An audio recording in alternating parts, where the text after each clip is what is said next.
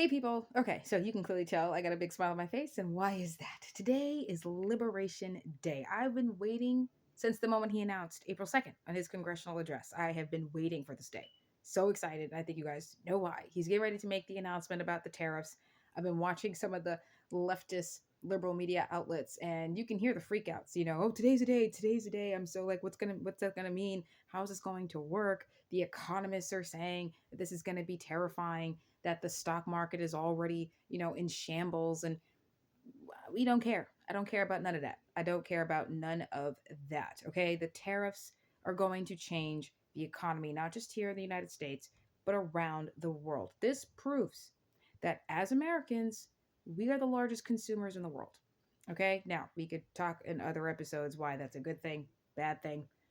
You guys know me. I'm all about the financial biblical principles here. I'm a Ramsey student, so y'all know how I feel about it. I don't think we should be trying so hard to be consumers all the time.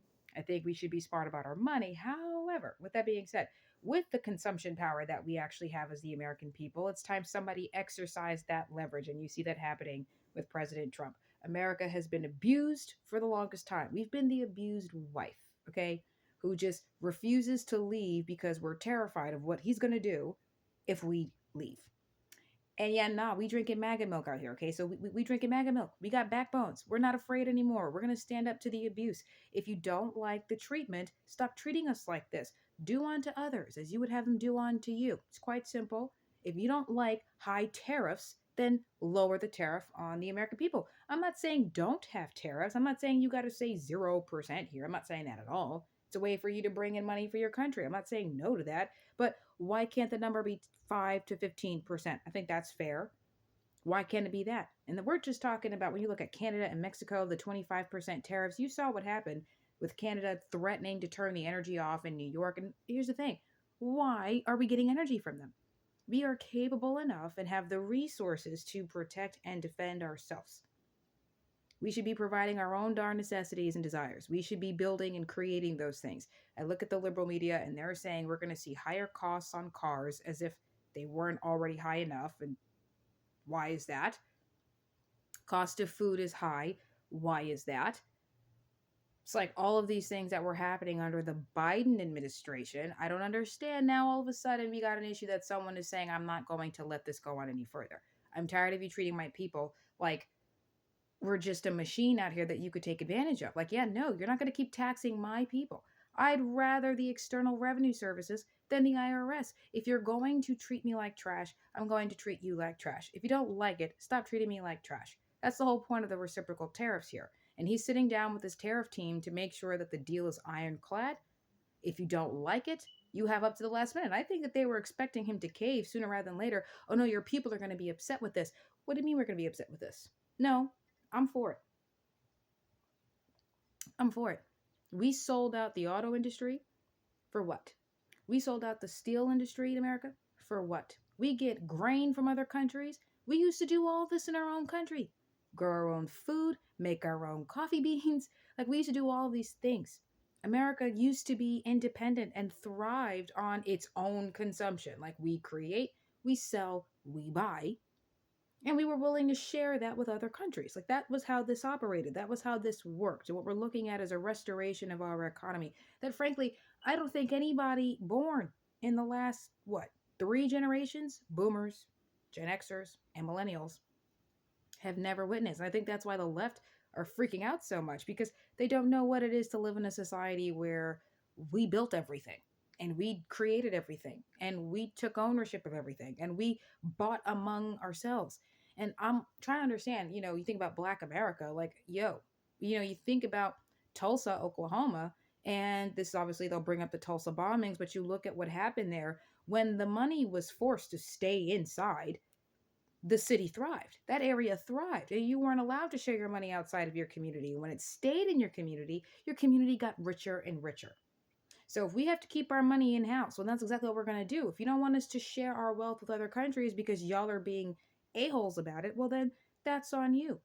Don't say that we're being unfair because now you're mad that we're about to do the same thing to you that you've been doing to us. Not a, not an issue for me. Not an issue. If you don't like high tariffs, lower your tariffs. Again, do unto others as you would have them do unto you. It is as simple as that. So, Canada, you want to threaten to turn off the lights? We're coming for you for that. You want to have high tariffs on the American people? We're going to put tariffs on you as well. Yes, you're supposedly our ally in this, but my friends don't treat me like this. My friends don't treat me like this. Why are you my friend? You look at the UK, for example. JD Vance goes over to Europe and he gives his speech in Munich and says, yeah, we're allies, but you're treating your people like trash. You have no free speech here. But how are you my friend if you can't even respect the freedoms of your own people? You want to lock up the Christians because they prayed. You want to lock up parents because they dared say something rude about a teacher who's not doing their dang job. But we're friends. But you can't respect your people, nor can you respect mine. But we're friends. Come on. You don't like how you're being treated by us. Stop treating us like trash. You're not going to be taking advantage of us anymore. Woke up this morning incredibly excited because it's Liberation Day, you guys. It is time, right? That whole no taxation without representation. We got a representation. You're not about to put all these tariffs on the American people. And here's the beautiful thing about it, because just to give you guys a little historical precedence here. When I was doing my research into the central bankers and I looked at some of the key, points and presidencies that had some major effect on the central bankers, you look at Abraham Lincoln is a big part of this with the greenback dollar. Now, a lot of us, didn't know what that was. Not only would that have changed our monetary system from what the central bankers had put on us, it also would have changed the economy because all the innovators and the businesses and the geniuses of the world would have come here into the United States because opportunity would have been absolutely incredible. Now, with these tariffs, it doesn't mean that the monetary system changes, but it does mean, like what Abraham Lincoln was doing, that you're going to have all this business, all the genius come into the country because they don't want to deal with the tariffs. That hurts the rest of these other countries because, well, you're not playing fair. If you're not going to do fair by us, they're going to come here. And already you're seeing manufacturing come into the country. Day one, you guys, President Trump secured $3 trillion. Day one, the day he took the oath, $3 trillion. Not even freaking 48 hours go by and the man gets $3 trillion of investment. Hyundai comes into the country and he actually decides to build manufacturing. That's what's happening. Secretary Lucknick of Commerce, he does a speech saying you're going to see a lot more business and job training coming in. He wants to team up with the Secretary of Education to provide all of these things. We should be excited.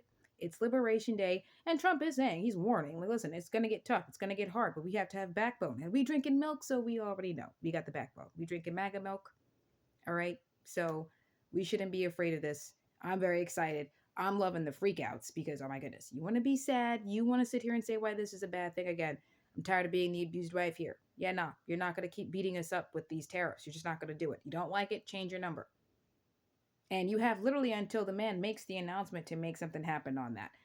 I think everybody should be excited about this because it means business is coming here, genius is coming here, innovation is coming here, jobs are coming here, money's coming here. And, listen, obviously money's not the most important thing, but I think, you guys know me. God comes first, right? Christ is first. However, people, when they get into their struggles, when they're struggling, very hard to maintain your Christian values for a lot of people, right? Like, COVID came and a lot of people chose money over their faith. I was not one of these people. I chose Jesus over the job. I was just not about to do that. But not everybody's me, right? Not everybody's going to do that. Same time, sometimes to get to people is to get through their wallets. You can get to them when they're doing better. When they're financially well off, it's a lot easier for them to do the right thing. They have to be able to afford the luxury of a conscience. And when people are struggling because the economy's harder, they are going to find themselves doing things that they wouldn't have ordinarily have done had they been prosperous to begin with. And these policies, I do think you're going to see a lot more. As a financial professional, I can tell you this is an amazing thing. These economists and the stock market people are going to sit here and say that this is a problem. Take it from somebody who knows how to read the numbers. The stock market's going to look crazy. This is certain. But why small businesses are going to be able to thrive off of this, okay? I'm not saying it's not going to get tough. It is going to get tough, but we got to be able to, bear with the movement, bear with the idea, okay? As long as Christ is with you, he provides in abundance. You won't starve, okay? You won't freeze to death, okay? That's not going to happen, okay? We have to be able to maintain our courage. Like, that's who we are, okay? America was born out of struggle and strife. And we've been here for 250 years, okay? My ancestors, okay, they came from struggle and strife. And then they fought for freedom, and I'm here because of that, okay? So I don't want to hear that we can't have the guts to stand up to percentages, okay? My ancestors were whipped and had salt rubbed in their wounds. Our ancestors and founders fought the British with muskets, okay? And faced getting scalped just to build this land. I think we're okay. I think we're okay. We drinking MAGA milk. Don't forget that. Very excited for the announcements. You guys get in the comments. Let me know what you think about this. I'm excited. Loving the liberal freakouts. And I'm going to be watching Liberty's Kids tonight the second the man comes out with the tariff list. Like, I can't wait. And how the world reacts to this is going to be an amazing thing. Again, this is going to reshape America's economy because it's restoring what we were, independence. That's what we're about. That's who we are. We build, create, and own everything. And we are willing to share with the rest of the world because that's who we are. That's who we are. But if you're going to be a-holes, well, then don't be surprised if I respond in the same way. You don't get to be rude and then demand graciousness. You don't get to treat me like trash and then demand graciousness. You are not my friends. That's what this looks like. And Trump gets that. If you're not going to be my friends, then I'm better off doing business with my enemies because at least I know they are my enemy. Like, that's just how that goes. Like, yeah, don't talk to me about Russia. I don't care about Russia. Don't talk to me about Russia. I don't care. I don't care. I don't care. What's the UK doing? What's Canada doing? What's Mexico doing? What's Australia doing? Y'all are supposedly my darn friends, but you're taking advantage of me. This time, no further. Don't think me the fool. We're just not playing games anymore. We drinking milk, people. You get in the comments and let me know what you think about this. I'm excited, very excited. Just excited. Just had to say that. Okay, I'll talk to you guys later on Archie's briefings because waiting for the announcement. Hopefully, it comes out sooner rather than later so I can just get to recording as soon as possible because, oh my goodness, I'm just too excited. Too excited. Too excited. Okay, now I'm going to go heat this up. I'm about to sip this. Let me go heat this coffee up. I'll talk to you guys later. Very excited. Get in the comments and Kepla.